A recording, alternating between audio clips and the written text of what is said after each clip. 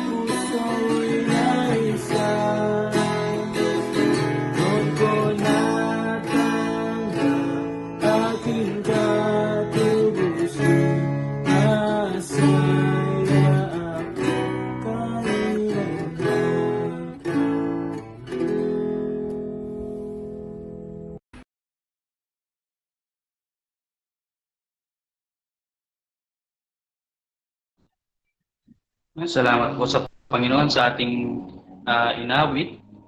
Isunod natin itong matamis na kapayapaan.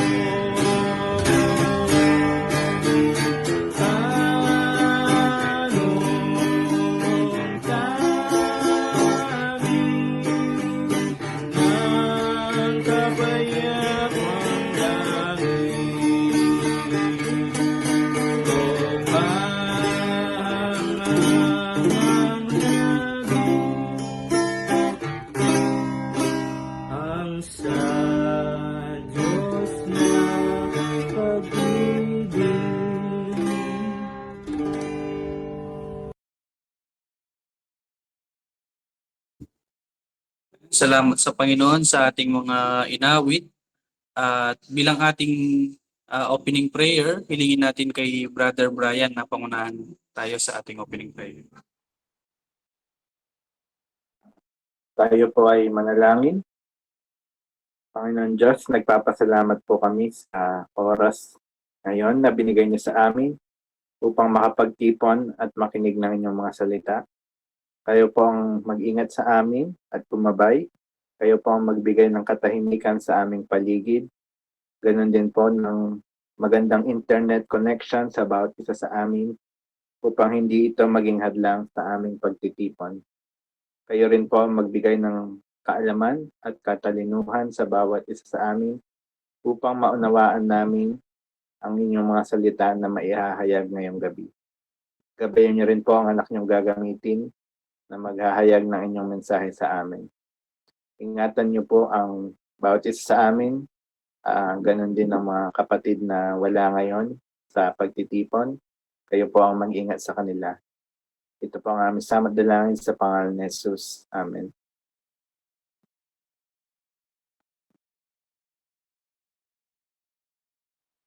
Thank you, Brother Brian. At magandang gabi po muli sa bawat isa sa atin.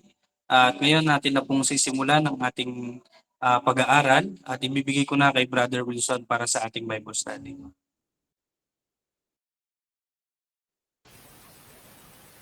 Salamat, Brother Renmark. Okay po ba yung dating ng aking audio bago tayo po ay magsimula? Yes po, Brother Wilson. Okay, salamat Brother Jan. Muli ay magandang gabi sa bawat isa. Ang ating paksa na tatalakayin sa buong month ng October ay may kinalaman sa Finding God's Will. Ang ibig sabihin nito, mahalaga na hanapin at malaman natin kung ano ang plano ng Diyos, layunin ng Diyos, at anong direksyon na nais ng Diyos sa buhay natin. Napakahalaga na matutunan at malaman natin kung ano ang kalooban ng Diyos sa mga buhay natin. Pag-aaralan natin yung tatlong mahalaga na bahagi ng kalooban ng Diyos, ang kahalagahan ng kalooban ng Diyos, at paraan kung paano natin makita at malaman ang kalooban ng Diyos. At ano ang mga pagpapala na matatamo natin sa pagsunod sa kalooban ng Diyos. Kaya ito yung buong paksa na tatalakayin natin at tatalakayin din naman ninyo sa inyong mga Sunday groupings kung saan ay mayroon din akong isesend na mga question para siya yung gagamitin ng facilitator. Ang alam ko bukas si Brother Renmark ang facilitator natin. Sige, bago tayo magpatuloy ay bagamat nanalangin na si Brother Brian, inihiling ko na tayo ay manalangin muli. Ama, salamat po sa patuloy na biyaya na pinagkakaloob mo po sa amin, na kami po ay makapag-aral sa iyong mga salita, bagamat kami po ay magkakahiwalay. Pagpalain mo po ang oras na ito at nawa ay tunay po na sa kapangyarihan ng Espiritu Santo ay lubos naming maunawaan at matimo sa aming puso. Nang sa ganun po ay bilang mga anak po ninyo ay lagi po namin hanapin at isaalang-alang ang iyong kalooban sa bawat isa po sa amin. Pagpalain mo po, O Diyos, ang aming pag-aaral. Ganun din namin din pong inilalapit sa iyo ang mga young adult na hindi namin kasama ngayon sa aming pagtitipon. Ingatan mo rin po sila. Ang lahat po ng ito ay aming samot dalangin sa makapangyarihang pangalan ng iyong bugtong na anak na si Jesus. Amen. Ang bahagi na ating tatalakayin ngayong gabi ay pinakapundasyon sa paksa na Finding God's Will. Mahalaga na malaman natin ang tatlong mahalagang bahagi na may kinalaman tungkol sa kalooban ng Diyos. Una, ang dakila at makapangyarihan kalooban ng Diyos o yung tinatawag na sovereign will of God. Number 2, yung ang perfectong kalooban ng Diyos o yung tinatawag na the perfect will of God. At pangatlo, yung ang kaloobang pinahihintulutan ng Diyos o yung tinatawag natin na permissive will of God. Mahalaga na makita muna natin ang mga bagay na ito sapagkat ito yung pinakapundasyon sa paksa na ating tinatalakay, yung tinatawag nating Finding God's Will. Una, gusto kong tingnan natin ano ba yung sovereign will of God o yung dakila at makapangyarihang kaloob ng Diyos. Alam niyo ang ibig sabihin nito, ito ay may kinalaman sa ultimate plan and authority ng Diyos over all creation. No? Kung ano yung pinaka-ultimatum na plano at layunin ng Diyos sa kanyang sang nilikha. At tumutukoy din ito doon sa tinatawag na absolute rule, no? Yung kanyang pangunguna, paghahari sa buong sangsinukob na to. Sapagkat mahalaga na makita natin na yung sovereign will of God, ito ay sa ayaw at sa gusto natin, ang mga bagay na itinakda, ipinlano ng Diyos sa kanyang ikalulugot ay mangyayari. Walang makapagbabago nito at higit sa lahat, walang makakahadlang sa bagay na ito. Yun yung sovereign will of God. Sabi nga sa awit 115 verse 3, sabi rito, awit 115 verse 3. Sige, basahin ko na lang dito siguro sa ating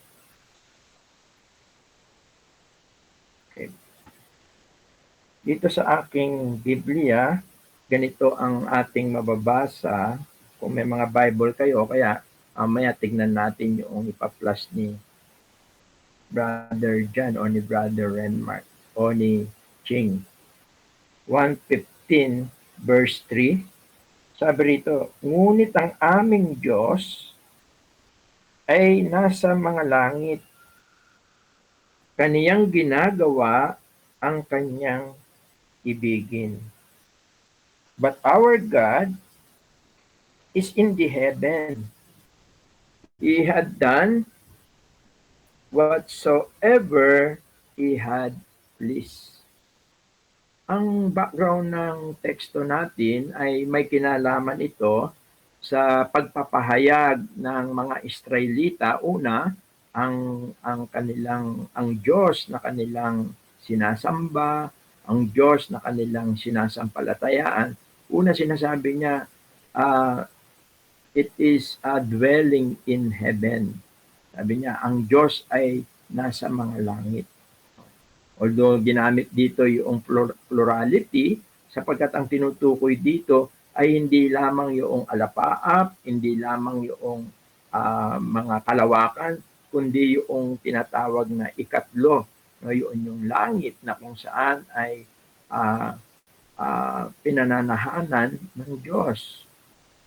At sinabi niya rin dito na kanyang ginagawa ang kanyang ibigin. Ipinapakita rito na hindi lamang ang Diyos na sinasamba at pinaniniwalaan ng mga Israelita ay nasa langit, kundi siya ay Diyos na makapangyarihan. No? Ibig sabihin, walang bagay na hindi niya kayang gawin. Yun yung sinasabi niya rito. He done whatsoever pleased, no? Whatsoever He had pleased. Ang kanyang iibigin. Yun ang tinutukoy dito.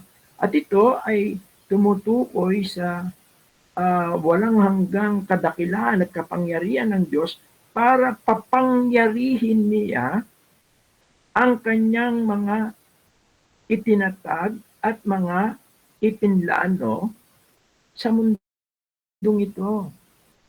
Yun ang tinutukoy niya rito.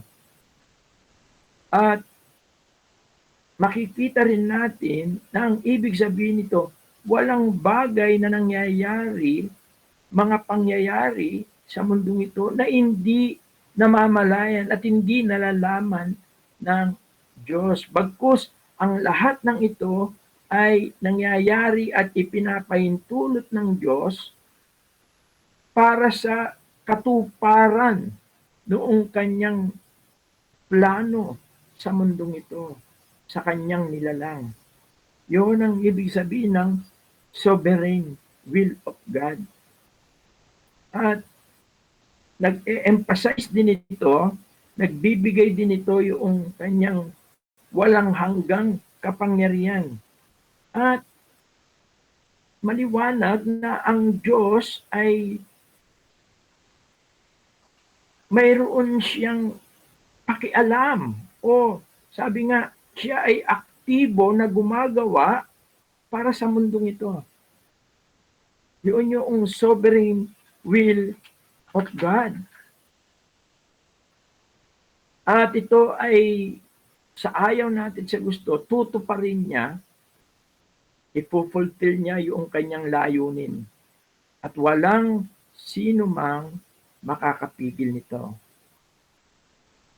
Kaya itong katotohanan na ito ay nagdadala sa atin una ng katiwasayan, comfort, sapagkat ang Diyos ng Israel ay siya ring Diyos na ating sinasampalatayaan at siya rin ang ating Diyos na pinaglilingkuran. At ito ay masasabi rin natin na ang katotohanan ito ay masasabi rin natin na parang dinadala tayo doon sa katotohanan na lubusan nating pagtiwalaan ang Diyos sa mga buhay natin. Lubusan nating ipagkatiwala sa Diyos ang buhay natin, ang present natin, and ang future natin. Sapagkat mayroong isang Diyos na makapangyarihan na hindi mapipigil ang anumang plano niya para sa kanyang sangnilikha. At naway, ito yung matanim sa ating, ito yung isa sa mga layunin ng ating pag-aaral na may kinalaman sa paghanap sa kalooban ng Diyos para sa atin. Sapagkat ang sovereign will of God, hindi mo siya mahadlangan. Sapagkat sa ayaw at sa gusto natin at ng mundong ito, at walang anumang makapangyarihan na bansa ang maaaring ahadlang sa plano ng Diyos o sa kalooban niya. Siguradong ito ay mangyayari. Ang sabi nga sa Isaiah 46 verse 10, siguro isang talata pa na may kinalaman dito sa sovereign will of God. Isaiah 46 verse 10.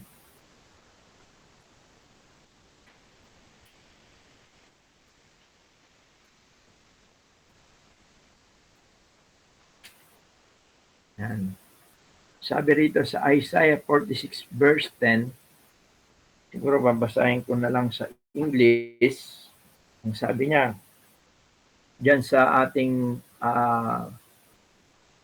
monitor ay nandyan yung Tagalog, babasahin ko naman sa English dito sa verse 10. Ganito ang mababasa natin.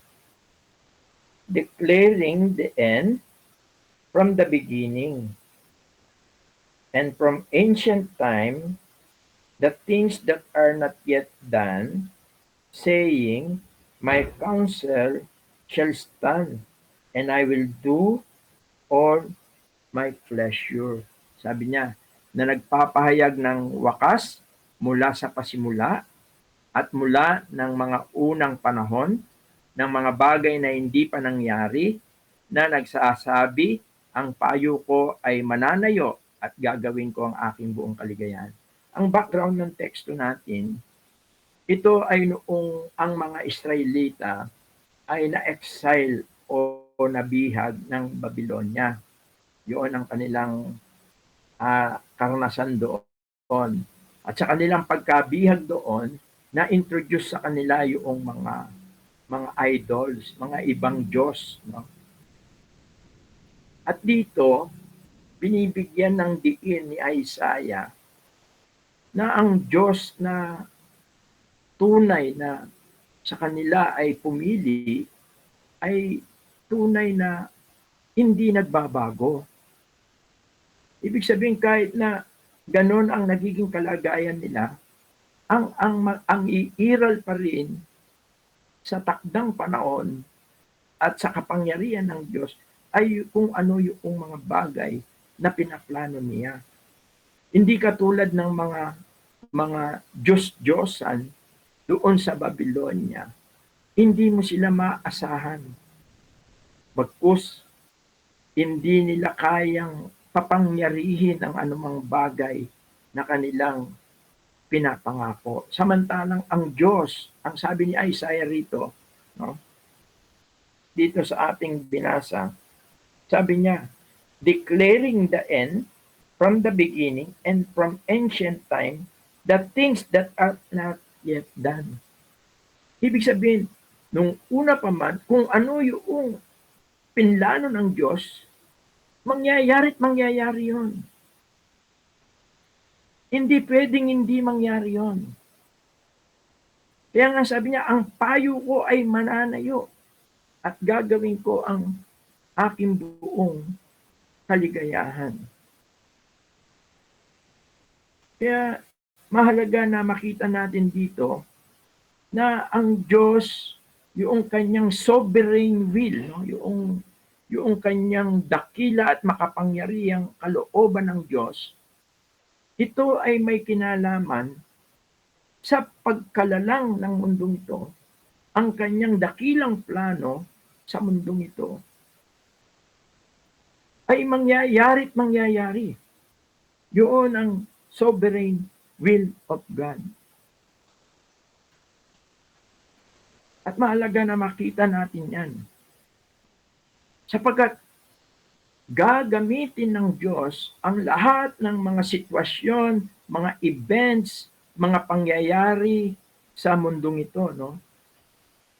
Para lang matupad, para lamang marating yung kanyang plano at layunin. Maging kahit na mga sabihin natin mga mali o pangit na mga bagay o sabihin na natin mga bagay na hindi natin kayang maipaliwanag. Ginagamit niya yan. Minsan yung mga evil, no, na mga pangyayari, mga masasamang mga pangyayari, ginagamit ng Diyos yan para lamang doon sa kanyang greater plan, yung sa kanyang dakilang plano. Yun yung sovereign will. Ang maganda siguro ng halimbawa rito, no, sa Genesis chapter 50 verse 20. Alam natin ang istorya ni Joseph. Si Joseph ay pinagbili siya ng kanyang mga kapatid, no? Para siya ay maging slave. Pero ang Diyos, ang pangyayaring pangit na yon ay ginamit niya para doon sa kanyang layunin na iligtas, i-preserve yung mga Jewish people. Sa Genesis chapter 50 verse 20 ang sabi rito, at tungkol sa inyo ay inyong ipinalagay na kasamaan laban sa akin. Kasi ito na yung time na magpapakilala na siya, no? At nung nagpakilala na siya, parang siguro natakot na yung kanyang mga kapatid dahil ginawaan siyang masama. Pero sabi niya, ngunit ipinalagay ng Diyos na kabutihan upang mangyari ang gaya sa araw na ito na iligtas ang buhay ng maraming tao. Sapagkat kung hindi nangyari yon, maaring kasama sa maraming mga namatay o sabihin natin napuksa na lahi ay yung Jewish people.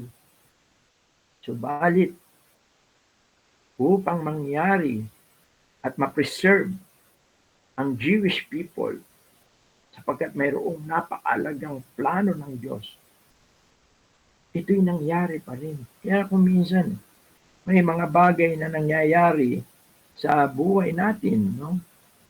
o may mga bagay na nangyayari sa mundong ito, minsan hindi natin mapaliwanag ba't nangyayari.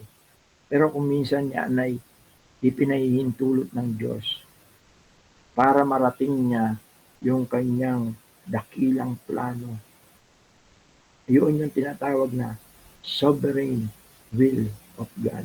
Yung kanyang dakila at makapangyarihang kalooban ng Diyos. Kaya mahalaga na makita natin ang bagay na ito. Halimbawa, yung tungkol sa ating Panginoon. Sabi nga sa Gawa, Kapitulo 2, 23. Pagkat ano man ang itinakda at ipinlano ng Diyos ay mangyayari. Katulad dito sa ating Panginoong Jesucristo. Dito sa Gawa, Kapitulo 2, talatang 23.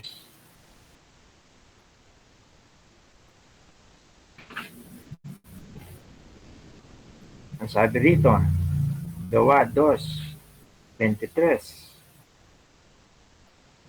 Siya na ibinigay sa takdang pasya at paunang kaalaman ng Diyos. Kayo sa pamagitan ng mga kamay ng mga tampalasan ay inyong ipinako sa krus at pinatay. Although ang nagsasalita rito is si Peter, ito yung first sermon ni Peter, tungkol sa gospel, tungkol sa ating Panginoon. Pero binanggit niya rito, sabi niya, siya na ibinigay sa takdang pasya. Him being delivered by the determinate counsel. Yun yung paunang kaalaman ng Diyos. Tinutukoy ito doon sa sovereign will of God. Ito yung kalooban niya. At ito ay nangyari sa ating Panginoong Jesucristo. Ito isa rin napakagandang halimbawa.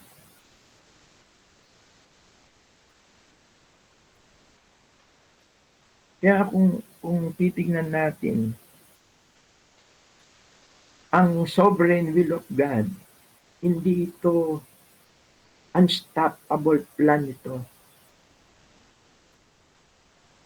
Kung saan ay pinangungunahan ito ng Diyos sa pamamagitan ng kanyang walang hanggang kadakilaan at walang hanggang kapangyarihan.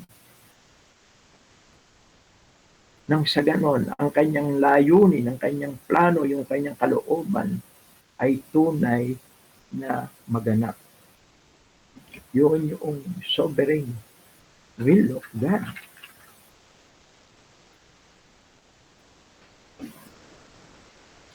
Kaya sana ito ay magbigay sa atin ng pundasyon, no?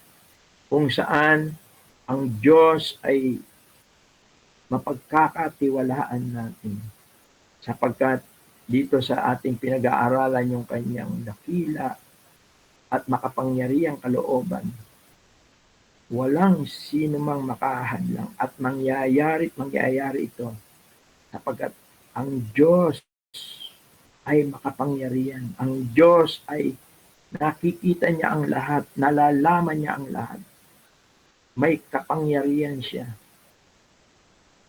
para tuparin at mangyari ang mga bagay na nilalayon niya na nakapagbibigay sa kanya ng kasiyahan, ng kaligayahan, ng kalwalhatian. Sapagkat siya ay Diyos na nandoon sa langit. Kaya yun yung sovereign will of God. Pangalawa, siguro yung tinatawag na perfectong kalooban ng Diyos. O sa English, yung perfect will of God. Ano ang pagkakaiba noong sovereign will doon sa perfect will of God? Maliwanag na yung kanina ay may kinalaman sa sangsinukob.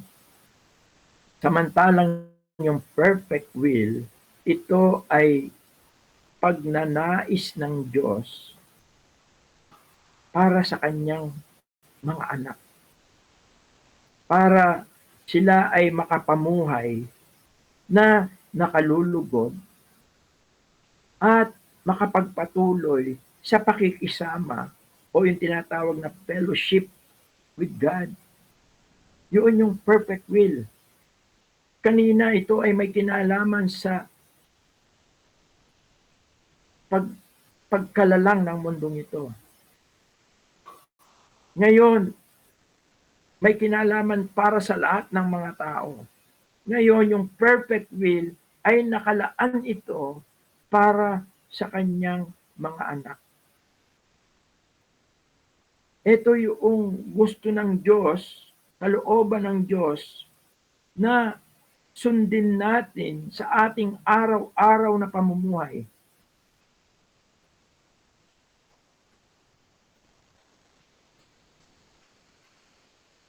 Although yung sovereign will, walang makapipigil.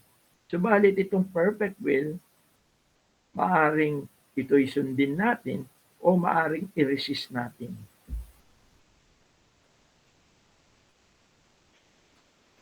Siguro para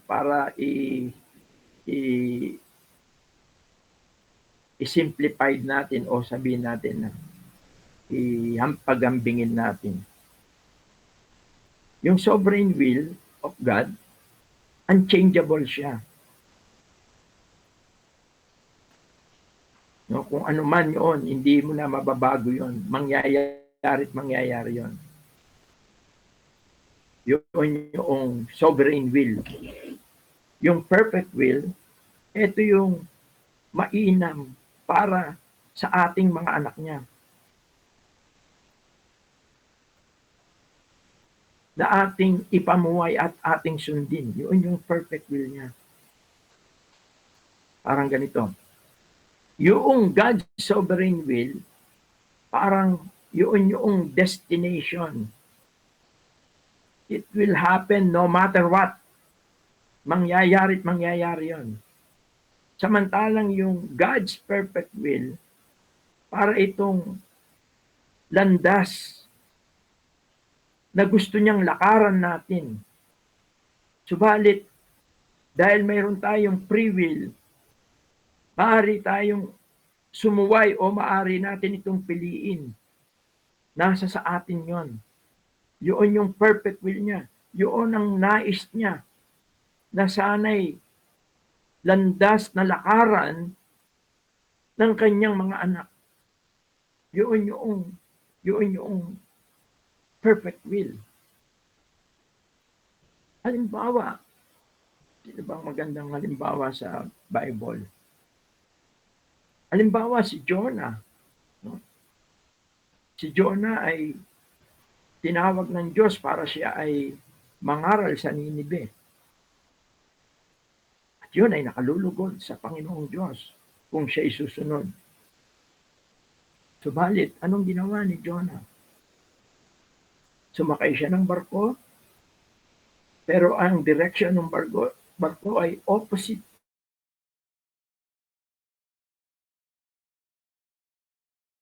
Yun yung perfect will. Sinuway niya.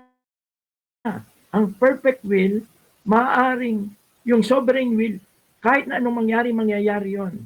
Yung perfect will, maaaring ito ay hindi mangyari kung hindi loloobin, hindi pipiliin ng bawat isa sa atin. Yun yung perfect will. Subalit yung perfect will niya, ito yung pinakamainam, pinakamaganda na nais niya, na lakaran, na gawin natin, na sundin natin sa ating buhay, sa ating everyday life. Subalit nasa sa atin yun.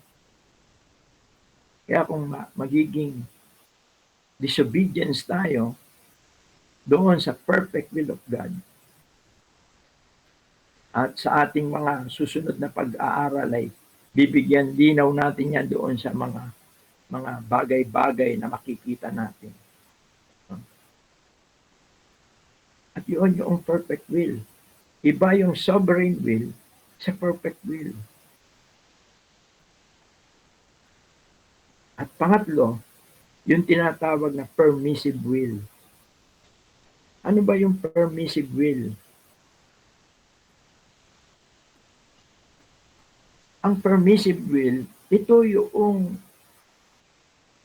pinapahintulot ng Diyos na mangyari. Bagamat hindi ito yung kanyang perfect desire o yung kanyang perfect intention. Ito ay kakaiba doon sa sovereign will. Yung sovereign will kasi, what He desire cannot be changed. No? Kung ano yung gusto niya, kalooban niya, mangyayari yon. Yung perfect will, kung ano yung kalooban niya at nakakaligaya sa kanya, yun yung perfect will. Pero nasa sa atin yon kung pipiliin natin. Yung permissive will, ipinapakita rito dahil sa karunungan ng Diyos, yung sa kapangyarihan ng Diyos. Yung nakikita niya ang bagay na mangyayari sa mga hinarap. Minsan, pinapahintulot niya yung mga pagpili natin at yung mga kilos natin, kahit na ito ay alam niya na masama o makakasama sa atin. Kahit na hindi ito yung gusto niya.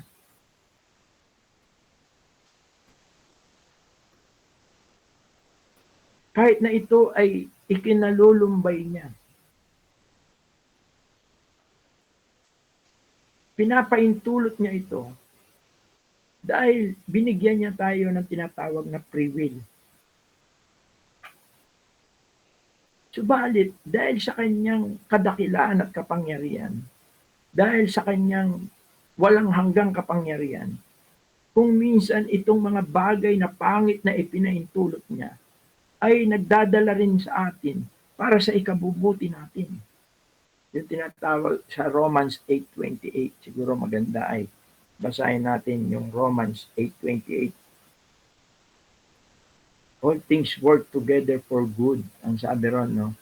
At nalalaman natin na ang lahat ng mga bagay ay nagkakalakip-lakip na gumagawa sa ikabubuti. Yung lahat ng bagay dito, nandito na yung mga bagay na hindi maganda, mga maganda, pinapaintulot lahat ng Diyos yan. Yung salitang nagkakalakip-lakip, work together, para siyang isang kung minsan para siyang isang magulong drawing, pero pagka unti-unti, habang nabubuo, nagiging magnificent art siya. No? Parang ganun ang nangyayari. Parang kung minsan naman ay iba-ibang kulay na sinulid na inahabi. Sa umpisa parang ang sakit sa mata, ang sakit sa hindi alam kung ano yon. Pero pagka natapos ay nagiging maganda siya na pagsusulsi. Yun ang ibig sabihin dito. Yung permissive will, hindi yun ang gusto ng Diyos. Pero dahil sa katigasan minsan ng ating mga puso, ng ating mga kalooban, pinapaintulot ng Diyos. Yun yung permissive will. Pero dahil sa kanyang kabutihan sa atin, dahil nakikita niya naman yung pagmamahal natin sa Kanya. Ang sabi rito, at nalalaman natin na ang lahat ng bagay ay nagkakalakip-lakip na gumagawa sa ikabubuti ng mga nagsisiibig sa Diyos.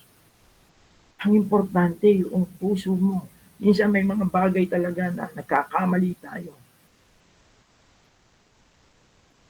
Pero ang importante, suriin mo ang puso mo, mahal mo ba ang Diyos? Sapagkat kung ito ay nakita ng Diyos sa atin, bagamat kung minsan struggle tayo, matigas ang ulo natin, mahina tayo, siyang pinapahintulot niya. Pero ang maganda, gumagawa sa ikabubuti natin. sa makatwid bagay niya o mga tinawag alinsunod sa kanyang nasa. Kaya dito sa English, sabi niya, basahin ko siguro sa English, Romans 8:28, sabi, and we know that all things work together for good to them that love God, to them who are the called according to His purpose. Mga kapatid, ganyan kabuti ang Diyos sa atin.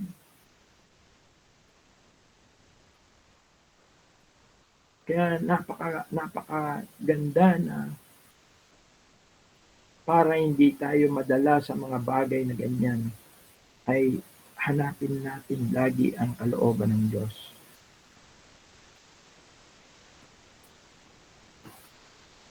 Kaya yung permissive will, pinapahintulot niya ito dahil mayroon tayong free will. At kung minsan hindi niya inahadlangan ito, kahit na alam niyang mali yung mga bagay na ito, sa kabila niyan, alam niya na ito ay control niya.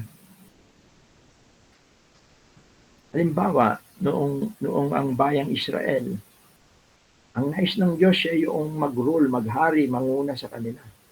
Pero matigas ang puso nila dahil naiinggit sila sa mga ibang bayan, mayroon silang mga hari. Gusto nila magkaroon sila ng hari. Mababasa natin yan sa 1 Samuel chapter 8, verse 6 and 9.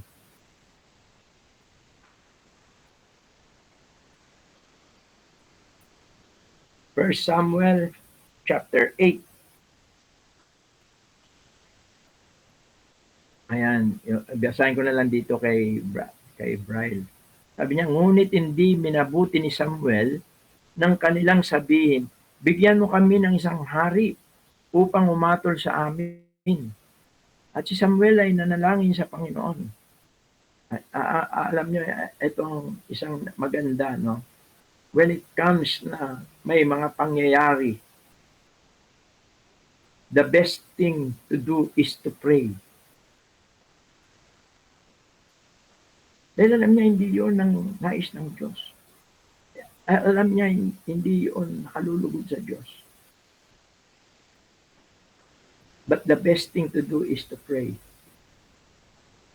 Sapagkat ang Panginoon ay sasagot at sinabi ng Panginoon kay Samuel, dinggin mo ang tinig ng bayan sa lahat ng kanilang sinasabi sa iyo.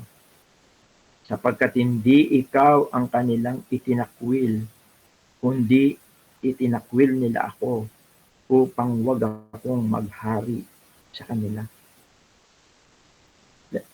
Maraming katotohanan na nakikita tayo rito. Kaya minsan pagka tayo ay ginagamit ng Panginoon at kung tayo ay binabaliwala nila, patuloy lang tayo. Sapagkat hindi tayo ang binabaliwala nila. Binabaliwala nila ang Panginoon. Although ang point natin dito, bakit pinahintulot ito ng Diyos? Pagkat ito ang permissive will.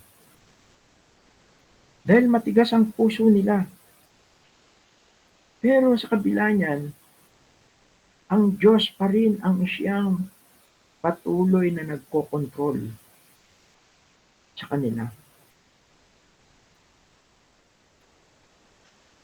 Kaya ito yung permissive will.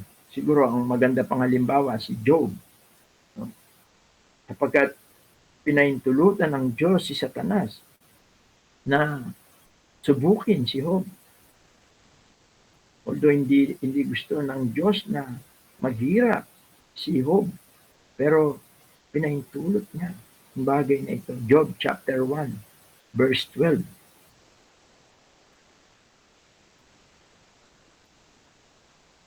Ang sabi sa Job chapter 1, verse 12, at sinabi ng Panginoon kay Satanas, narito, lahat niyang tinatangkilik ay nasa iyong kapangyarihan. Siya lamang ang wag mong pagbuhatan ng iyong kamay. Sa gayoy lumabas si Satanas na mula sa harapan ng Panginoon. God permit, no? Pinahintulot niya, pero makikita natin, God is in control. Yun yung permissive will. At alam natin kung ano pang nangyari kay Job. At alam natin na maraming mga magagandang bagay na matututunan tayo sa pananampalataya ni Job.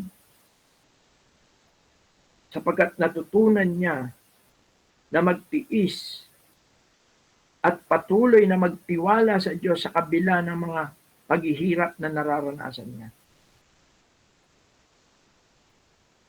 Dahil alam niya na mayroong Diyos na makapangyarihan na kanyang pinagtitiwalaan. Kaya at the end, kung babasahin mo yung buong aklat ng Job, happy ending. Why? Because God is in control. Yun yung tinatawag na permissive will. Kaya sa ating pagwawakas, nakita natin yung tatlong mahalagang bahagi ng tungkol sa kalooban ng Diyos. Nakita natin yung sovereign will. Kung ano yung plan ng Diyos, walang makapipigil at mangyayari. Kung ano man yung plano at kalooban ng Diyos. Kita natin yung perfect will. Kung ano talaga yung gusto ng Diyos, no? Na makabubuti, nakalulugod. Sabi nga doon sa Romans 12 verse 2. Siguro basahin natin din ito. Bilang ating pagwawakas. Romans chapter 12 verse 2. Sabi niyang sulat ni Pablo, verse 2, at huwag kayong magsiayon sa sanlibutan ito, kundi magiba kayo sa pamagitan ng pagbabago ng inyong pag-iisip upang mapatunayan ninyo kung alin ang mabuti at kaaya-aya at lubos na kalooban ng Diyos. Yun yung kanyang perfect will. And sometimes, hindi natin nakikita ito dahil tayo ay nasa sanlibutan. Akala natin yun, nandoon yung kaaya-aya. Akala natin doon magiging mabuti. Akala natin doon. Pero pagka natutunan natin na mag-resist at magkaroon ng renewing of our mind, no? Yung material maging spiritual siya, nakikita mo, napakaganda, napakabuti ng kalooban ng Diyos sa atin. Yun yung perfect will. At yung permissive will, pinapahintulot niya. Although hindi ito yung best, pero ang maganda, nagiging maganda pa rin yung huli dahil it is in God's control. Kaya lang hindi yun yung best. Kasi kung minsan yung permissive will may nang consequence siya. Nung bunga pa rin, nung pagkakamali pa rin natin. Kaya ito yung 3 important areas of God's will. Siguro bukas magandang talakayin ninyo yan sa pangunguna ni Brother Renmark. At sa susunod pag-aaralan natin bakit mahalaga na tayo ay hanapin natin ang kalooban ng Diyos. So, yun. At ang aking panalangin, naway tunay na napukaw yung ating puso't kaisipan na mayroong isang Diyos na makapangyarihan sa lahat, na nagplano ng kaligtasan, na may magandang plano sa kanyang nilikha.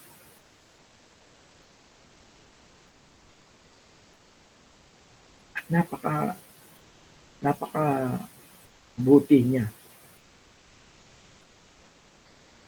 At naway matuto natin siyang pagtiwalaan at hanapin natin kung ano yung kanyang kalooban sa bawat isa sa atin. Kaya tayo ay manalangin. Ama, salamat po sa gabing ito. Salamat po at nakita po namin ang kadakilaan at kapangyarihan ng iyong kalooban. Kita po namin ang iyong walang hanggang kapangyarihan, karunungan, sapagkat walang bagay na makapipigil sa anumang nilalayon mo para sa mundong ito at para sa bawat tao. Nakita po namin na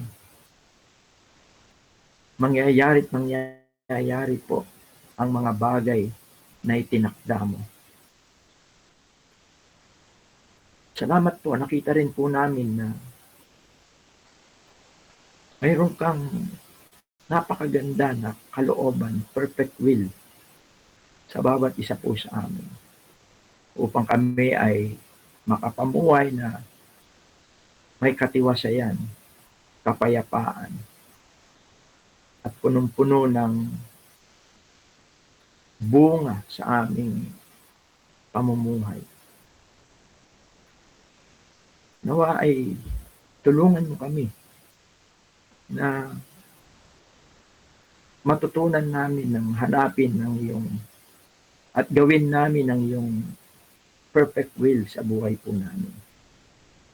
At salamat din po sa kabila ng katigasan ng aming mga puso, bunga ng aming laman, kami hindi lumalago sa aming spiritual na buhay. Patuloy na kami nagkakamali. Balit, salamat nakita namin na bagamat ito'y pinapahintulot mo, ikaw pa rin ang siyang may tangan ng aming mga buhay. At alam po namin na hindi mo itutulot na lubusan kaming mapariwara, lalo-lalo na ang aming pananampalataya. Salamat po, O Diyos, sa iyong mga salita. Salamat po sa mga katotohanan ito, na may ito ang magdala sa amin upang magtiwala, sumunod, at hanapin ang iyong kalooban sa amin pong mga buhay. Pagpalain mo po ang bawat isa po sa amin. Ang lahat po ng ito ay aming samot dalangin na may lakit na mataas na pagpupuri at pagpapasalamat sa dakila at makapangyarihang pangalan po ng iyong bugtong na anak na si Jesus. Amen. Sige, kung maganda, kung meron na rin tayong mga tanong, pwede naman, and then ituloy nyo na lang bukas yung mga ibang discussion. Kung mayroong mga gustong magtanong regarding dito sa ating tinalakay.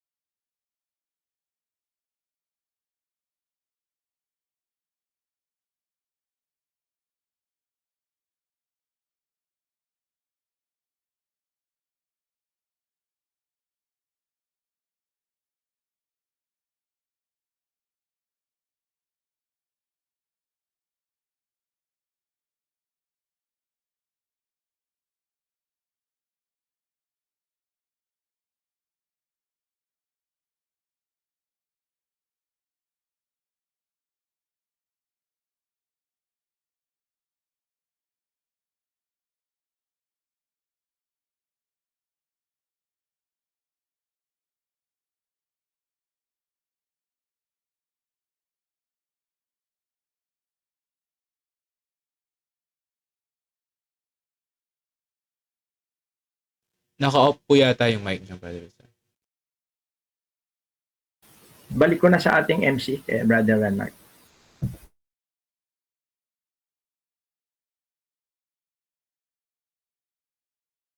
Salamat po sa Panginoon at salamat din po sa ating kapatid na ah, nagbigay ng lesson ngayong gabi.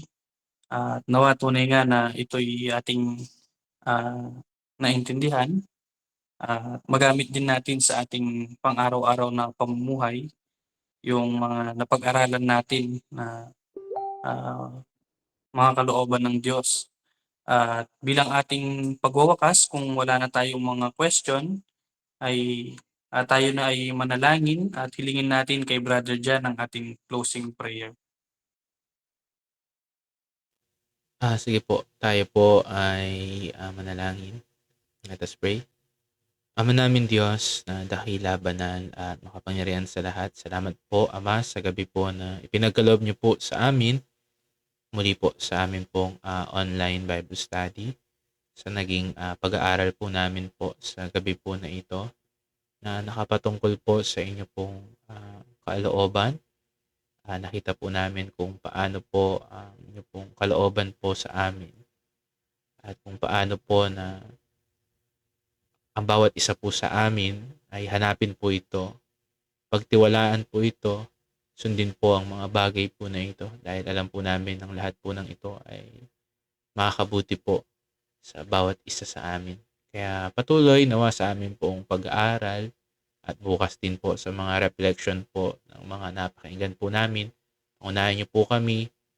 Ang mga bagay po na ito ay hindi lamang po magiging kaalaman po sa amin, kung hindi po ito'y maisabuhay po namin ang aming pong mga napapakinggan na pag-aaral po sa aming pong online Bible study.